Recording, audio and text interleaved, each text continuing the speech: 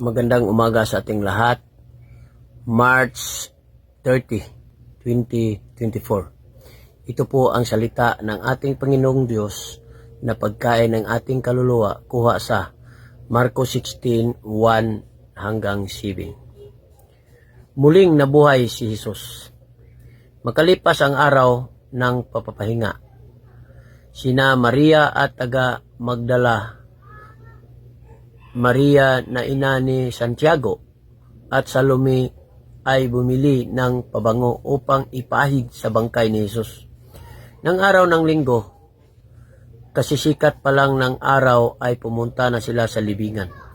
Habang naglalakad sila, nagtatanungan sila kung sino ang mapapakiusapan nila magpagulong ng bato na nakatakip sa pintuan ng libingan.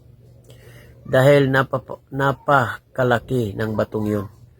Pero pagdating nila roon, nakita nilang naigulong na sa tabi ng bato, ang bato. Kaya pumasok sila sa libingan at nakita nila roon ang isang kabataang lalaking nakasuot ng puti na nakaupo sa gawing kanan. Takot na takot sila. Pero sinabi ng lalaki sa kanila, "Huwag kayong matakot. Alam kong hinahanap ninyo si Jesus na taga Nazaret na ipinako sa krus. Wala na siya rito. Nabuhay siyang muli. Tingnan ninyo ang pinaglalagyan ng bangkay niya." Pagkatapos sinabi ng lalaki sa kanila, "Lumakad na kayo. Sabihin ninyo sa mga tagasunod niya, lalo na kay Pedro, na mauuna siya sa inyo sa Galilea. Doon ninyo siya makikita gaya ng sinabi niya."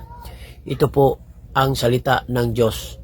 Don't forget to follow, share, and like my post. Salamat. God bless us all.